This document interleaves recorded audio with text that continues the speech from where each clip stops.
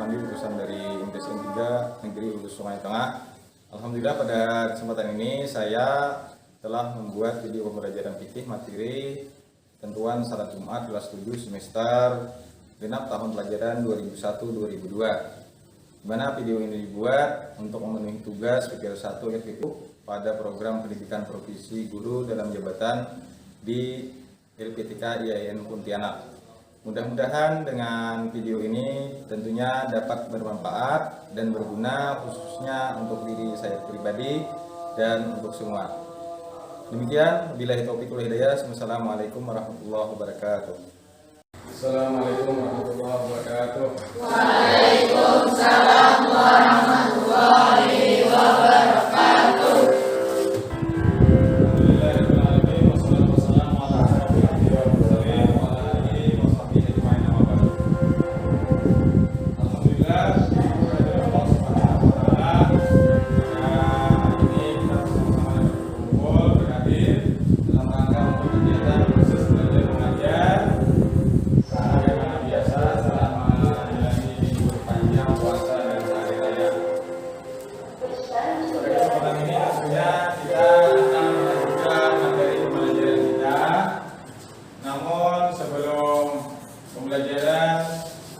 Terlebih dahulu kita sebelum memulai pembelajaran berdoa, ya. Berdoa seperti biasa. Silakan untuk berdoa.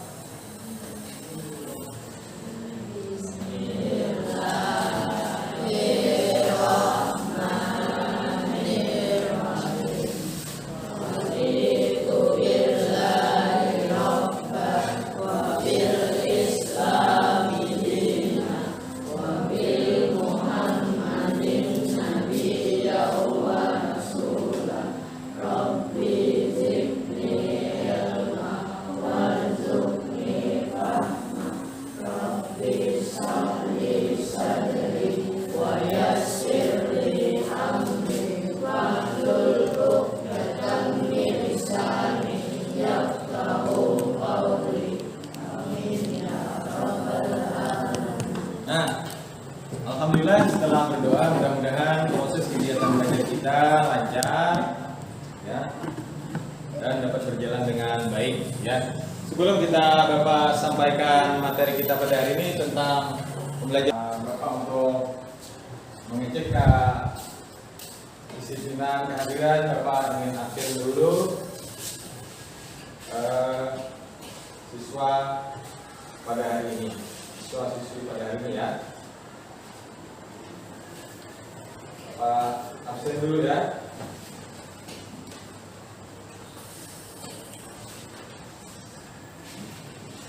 Pertama, langsung saja karena menginginkan waktu pembelajaran kita yang panjang, Bapak mau tanya, hari ini hadir semua atau tidak?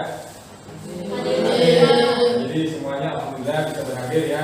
Tidak perlu Bapak absen satu persatu. Jadi alhamdulillah kita bersama-sama dapat berhadir semuanya. Mudah-mudahan kehadiran pada hari ini pada pekan pertama setelah liburan senantiasa dapat kita diberikan semangat dan motivasi, tidak terlena dengan libur yang panjang tadi. Jadi alhamdulillah hari ini kita masih mempelajari tentang masalah berkaitan dengan bab masih sholat. Pada pertemuan sebelumnya kita membahas masalah sholat, tapi berkaitan dengan masalah sholat jamak dan salat kasar. Ya, pada hari ini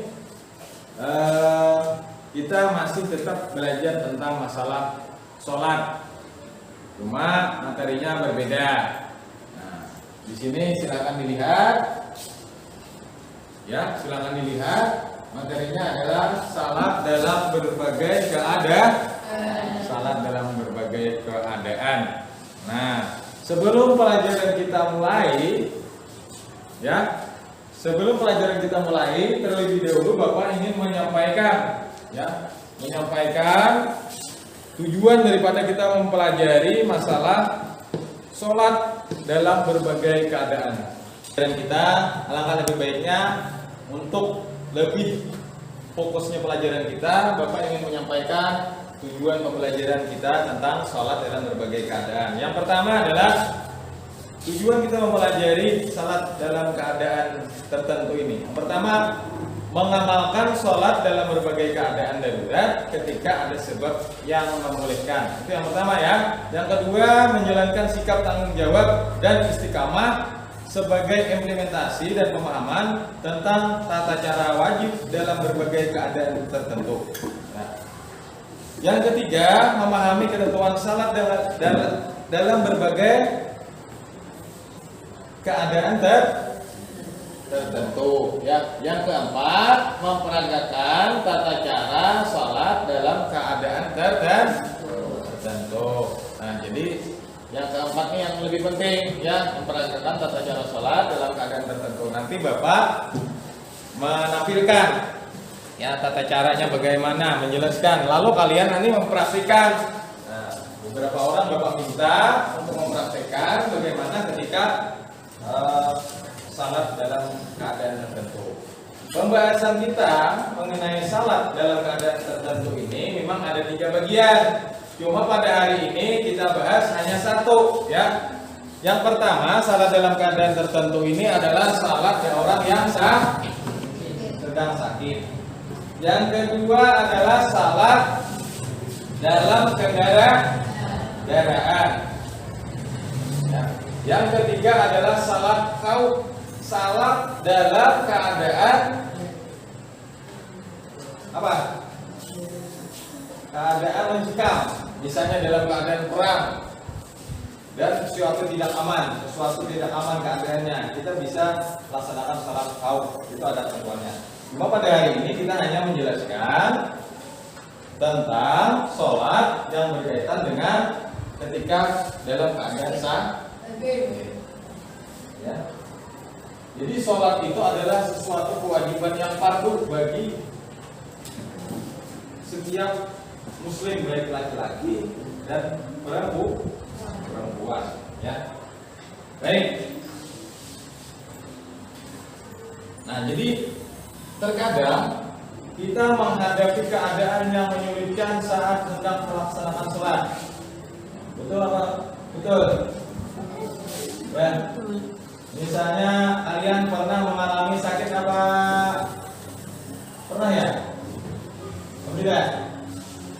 Pernah? Siapa yang pernah sakit melaksanakan sholat pada saat sakit? Angkat tangannya. Yuk, ya, nah itu pernah sakit, ya. Bagaimana tata cara sholat ketika sakit? Ya, jadi kita sholat ketika sakit itu tidak sama seperti orang sholat orang yang sehat. Ya. Maksud daripada kita melaksanakan sholat dalam keadaan tertentu artinya kita melaksanakan sholat tidak seperti normal biasanya, ya. Padahal salat terdiri atas berbagai syarat, rukun, sunnah serta ketentuan lainnya yang harus dipenuhi. Akan tetapi Allah memberikan keringanan, ya. Jadi keringanan atau kemudahan dalam bahasa agama disebut dengan rukhsah. Nah, jadi bagaimana orang melaksanakan sholat dalam keadaan sakit? Nah, itu ada ketentuannya.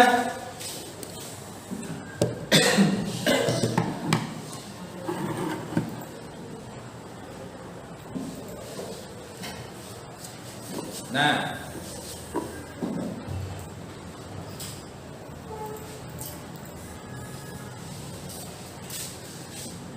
Jom.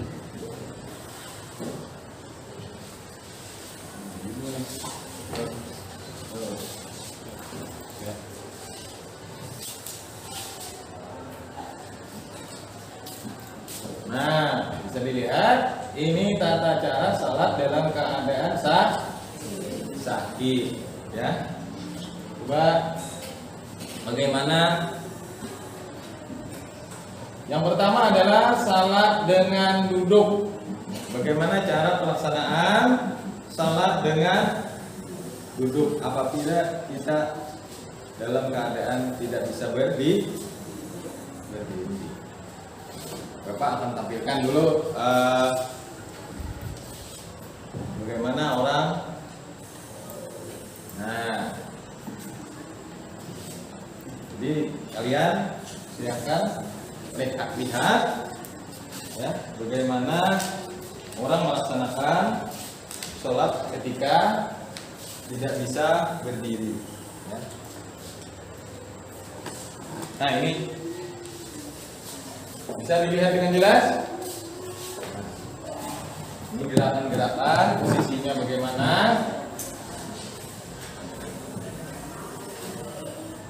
Bisa dilihat. Nah, jadi kalau duduk gitu. Tapi kalau duduk tidak di kursi, itu duduknya duduk iftiras ya. Duduk iftiras. Yang kedua, kedua tangan bersedekap di dada, ya, bersedekap di dada, ya, sama seperti orang sholat berdiri, cuma ini posisinya dalam keadaan duduk, ya. Yang pertama duduk seperti itu, tangan ditempatkan di dada, kemudian rukuk. Nah, jadi rukuk sedikit membungkukkan badan sambil membaca doa. Nah, kemudian i'tidal. Nah, jadi sama seperti sholat berdiri, cuma dalam posisinya saja yang duduk. Kemudian sujud seperti biasa membaca sujud. Nah, jadi sujud itu bila tidak mampu bersujudlah dengan lebih merendahkan badan. Apabila kita dalam posisi duduk kada bisa sujud seperti normalnya ke bawah, itu hanya menundukkan sedikit, menundukkan, ya, isyarat menundukkan, ya, apabila tidak bisa. Kemudian itu seperti rakaat pertama, rakaat kedua sama seperti itu, ya. Nah, ini perhatikan salat dalam keadaan duduk. Tampilan orang sholat seperti yang ada di layar ini. Nah, jadi posisinya sama seperti orang sholat berdiri, cuma dalam keadaan sakit ada yang membedakan kita dalam keadaan duduk. Nah, jadi bedanya duduk dengan berdiri. Ya. Yang pertama itu adalah posisinya sama. Ketika takbir, bukan takbir, tangan bersedekap di dada. Ya. Nah, sama itu. Lalu ketika rukuk, membungkukkan sedikit. Nah, bungkuk sedikit saja. Kemudian angkat i'tidal. Kemudian sujud. Sujud itu ada perlu kita sampai ke bawah, ke lantai. Nah, cuma itu lebih bungkuk lagi, lebih merendah lagi daripada rukuk. Ya, seperti itu, ya. Sama seterusnya sampai berapa rakaat. Nah, itu berulang sampai kepada tahiyat akhir, ya. Gitu. Ya, tahiyat akhir bagaimana? Posisinya, tangannya, ya. Nah, itu posisi tangan untuk tahiyat akhir, ya, begitu. Nah, habis itu tahiyat akhir, baca tahiyat akhir, salam. Bagaimana salam? Salam sama ketiga. Nah, begitu ya. Paham? Nah, itu yang pertama ya. Kemudian yang kedua, jadi demikian yang Bapak sampaikan pada pertemuan kita hari ini. Mudah-mudahan apa yang Bapak sampaikan adalah yang biasa dapat memberikan pemahaman yang terbaik untuk kalian gunakan, terpakai dalam kehidupan sehari-hari dalam pelaksanaan sholat dalam keadaan berbagai keadaan normal, dalam keadaan kita sakit, ya. Jadi kesimpulannya adalah salat adalah perintah Allah bagi setiap muslim yang mukallaf. Jadi sholat ini adalah pemisah antara seorang hamba dengan kekufuran dan keimanan adalah sholat. Jadi bedanya antara orang muslim dan orang kafir itu adalah sholat. Kemudian melaksanakan sholat dalam keadaan darurat merupakan bentuk kasih sayang Allah kepada hambanya agar bisa melaksanakan perintahnya. Jadi itu tadi kemudahan itu diberikan adalah sebagai bentuk kasih sayang Allah kepada hambanya untuk selalu taat beribadah kepada Allah.